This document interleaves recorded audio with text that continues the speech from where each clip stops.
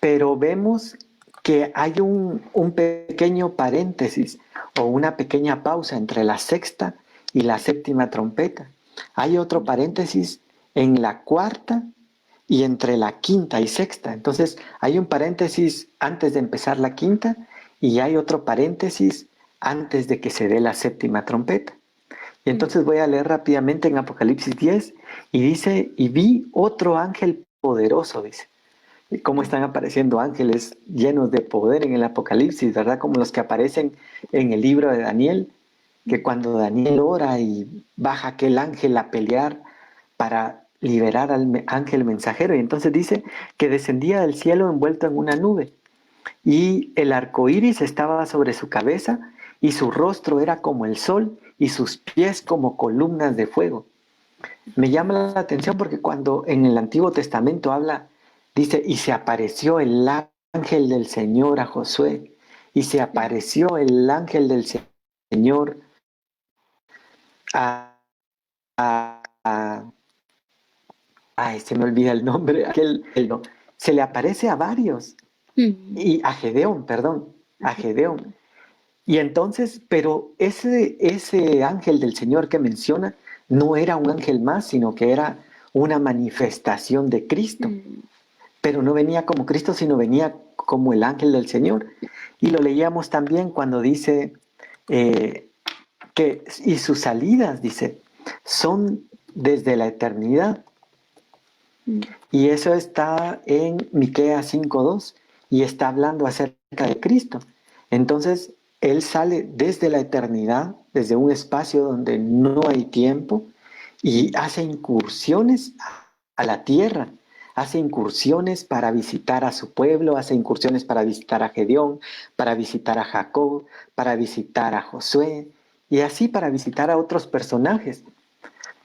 Porque decía también uno de mis pastores, Dios no puede condenar a nadie sin antes haberle dado una oportunidad.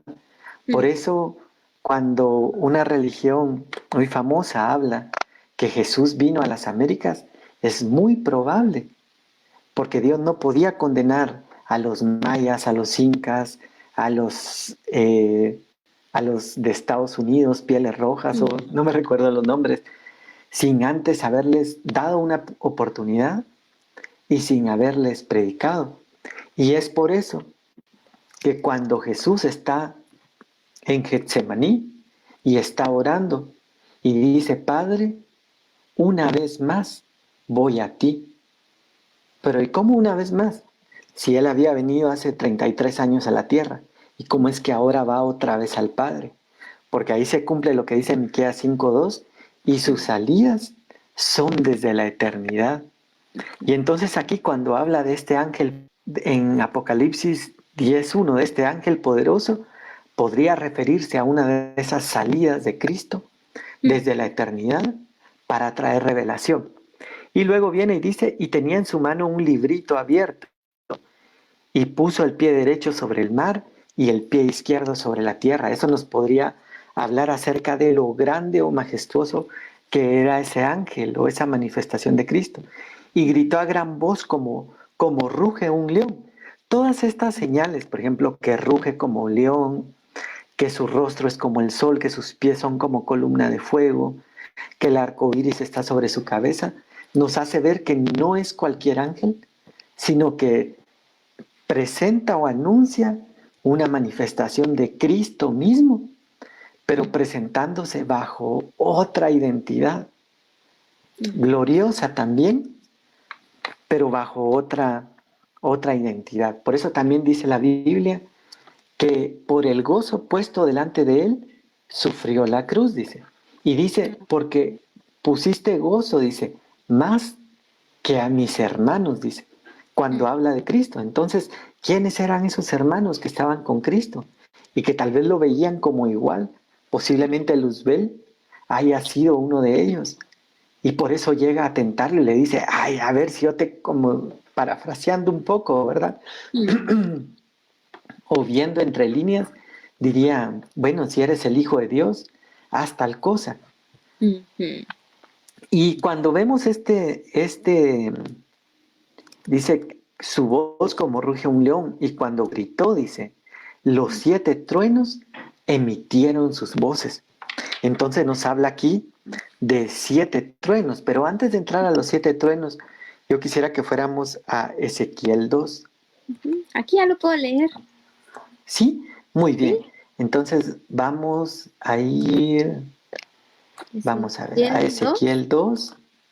¿Sí? Y ¿Qué versículo?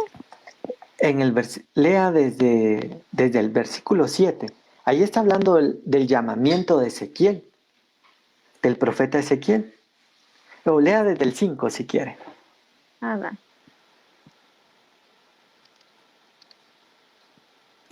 En las Américas, ¿verdad? ¿Sí? Ezequiel 2:5. Sí. Ahí está, lo leo. Es que todo el pasaje es bien lindo, pero por cuestión de tiempo no lo vamos a leer todo para que los demás que nos escuchan lo puedan leer después en sus casas, pero lea desde el 5 hasta el 10. Llamamiento de Ezequiel. Dice, y ellos escuchen o dejen de escuchar, porque son una casa rebelde, sabrán que un profeta ha estado entre ellos. Y tú, como dice, y tú, hijo de hombre, no temas ni a ellos, ni a sus palabras, aunque haya contigo cardos y espinas, y te sientes en escorpiones, no temas sus palabras, ni te atemorices ante ellos, porque son una casa rebelde. Les Haga hablará. una pausa ahí. Haga una pausa ahí porque vamos a ver en el siguiente capítulo, antes de de la séptima trompeta, que va a empezar a hablar acerca de 2 testigos que vienen a predicar.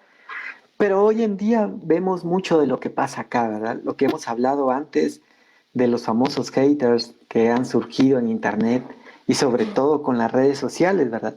Como no tienen que dar la cara, como se pueden esconder detrás de una identidad falsa, de un seudónimo, incluso un seudónimo hasta grotesco que pudiera ser la bestia, demonio, no sé qué, que el Señor lo reprenda, ¿verdad? Pero escondiéndose detrás de un seudónimo que no es su propio nombre, atacan. Y aquí vemos al profeta Ezequiel que se enfrentaba a una casa rebelde, que no recibía la palabra de Dios con agrado. Y sigue en el verso 7. Sí, dice el verso 7, les hablarás mis palabras, escuchen o dejen de escuchar, porque son rebeldes. Una pausa otra vez. Mire qué tremendo, porque el mensaje dice que en el pueblo de Israel colocaban centinelas en las murallas y el centinela estaba atento y se veía venir un ejército enemigo, hacía sonar la bocina o el carnero o la trompeta para avisar a todo el pueblo que venía un peligro.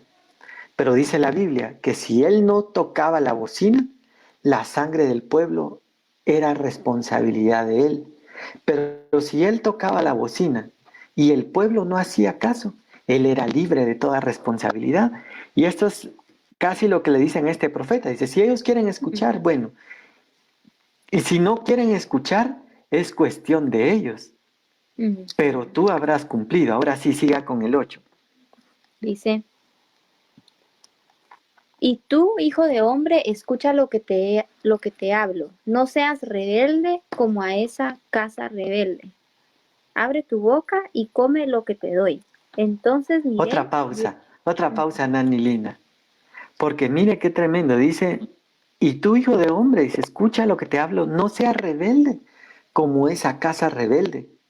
Y eso nos habla, por ejemplo, del profeta Jonás. Se recuerda que el profeta Jonás, cuando le dijeron, vas a ir, Jonás, a predicar a Nínive. ¿Y qué hizo Jonás? Dijo, ay, no, porque yo sé que tú los vas a perdonar. No, porque aquí está hablando este profeta. Dijo, no, ellos son una casa rebelde. No, que yo les voy a decir y ni caso me van a hacer. Entonces dice, tú no seas rebelde, así como ellos son rebeldes. Entonces ese es un llamado para los que enseñamos la palabra o compartimos o predicamos la palabra, de no ser rebeldes, sino cumplir. Si escuchan, bueno, y si no escuchan, bueno, pero a nosotros nos toca dar el mensaje y el Señor es el que hará el resto. Abre tu boca y come lo que te doy. Pero mire, siga leyendo, ahora sí. Ujú. Dice el 9, ¿verdad? Dice, entonces ¿Sí? miré y he aquí una mano estaba extendida hacia mí y en ella había un libro en rollo. Dice, él lo desenrolló delante de mí y estaba escrito por delante y por detrás y en él estaban escritas lamentaciones, gemidos y ayes. Mm, Mire qué tremendo, porque es muy similar a lo que vemos en Apocalipsis. Porque regresemos ahora a, a Apocalipsis 10. Y ujú. entonces, en Apocalipsis 10 empieza a hablar, que dice, y tenían en el 10:2, léalo, Nani. Dice, tenía en su mano un librito abierto y puso su pie derecho sobre el mar y el izquierdo sobre la tierra. Mire, es similar a lo que le pasa al profeta, porque cuando la palabra es muy dura, a veces hay temor de compartirla. Por ejemplo, cuando Dios le habla a un profeta o le habla a un siervo y le da una palabra y le dice, mira, háblale a aquel y dile que deje de estar pecando. Pero es una oportunidad como lo que Dios hizo con Nínive, que le mandó a decir, en 40 días Nínive será destruida. ¿Para Mm, quién va a ser agradable esa palabra profética? ¿A quién va a recibir? ¡Ay, gloria a Dios! Bienvenido, profeta Jonás. ¡Qué buena palabra!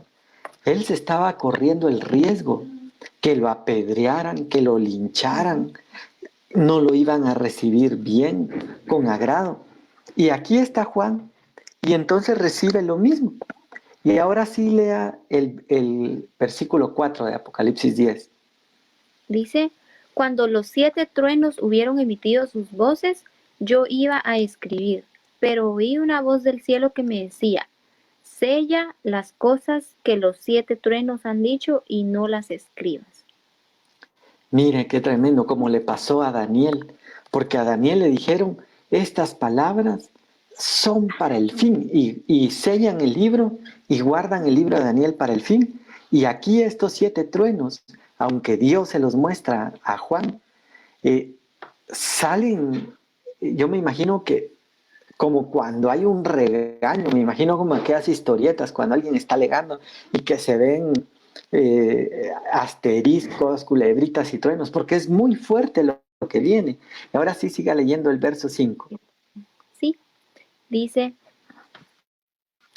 y el ángel que vi en pie sobre el mar y sobre la tierra levantó su mano al cielo y juró por el que vive por los siglos de los siglos, que creó el cielo y las cosas que están en él, y la tierra y las cosas que están en ella, y el mar y las cosas que están en él, que el tiempo no Haga, sería más. mire qué tremendo. Aquí hagamos otra pausa, porque es lo que hemos hablado siempre, porque dice, quien creó las cosas en el cielo y las cosas que hay en la tierra. O sea que está hablando que hay diferentes niveles de creación, hay creaciones celestes, por eso hasta el apóstol Pablo habla en un pasaje donde dice que este cuerpo terrenal se vestirá de un cuerpo celestial. Entonces hay creaciones terrestres, creaciones celestes.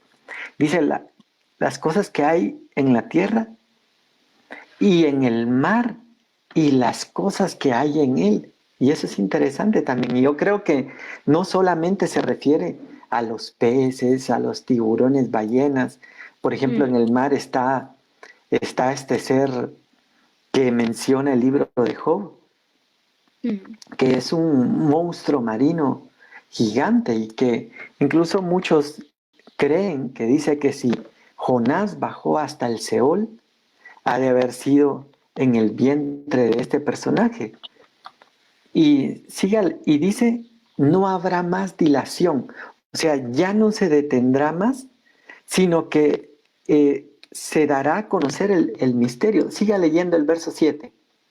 dice el verso 7, sino que en los días de la voz del séptimo ángel, cuando él comience a tocar la trompeta, el misterio de Dios se consumará, como él lo anunció a sus siervos los profetas.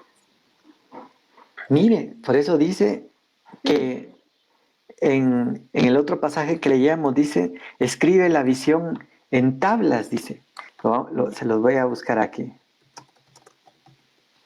Está en Habacuc. Y dice Habacuc 2:2, dice, escribe la visión y grábala en tablas, para que corra el que la lea, dice, porque se apresurará hacia el final. Pero eso es interesante, porque quiere decir de que a veces vemos el cumplimiento de las cosas de Dios como que se atrasan, como que no llegan. Y aquí dice, y ya no habrá más dilación, o sea, ya no habrá más contratiempo, ya no habrá más detenerlo, sino que se apresurará al final. Y por eso dice también en otro pasaje que Dios no tiene su promesa como algunos la tienen por tardanza, sino que Él quiere que todos se arrepientan y procedan al arrepentimiento. Siga leyendo en el verso 8. Dice en el verso 8, la voz que oí del cielo habló otra vez conmigo y dijo, ve y toma el librito que está abierto en la mano del ángel que está en pie sobre el mar y sobre la tierra.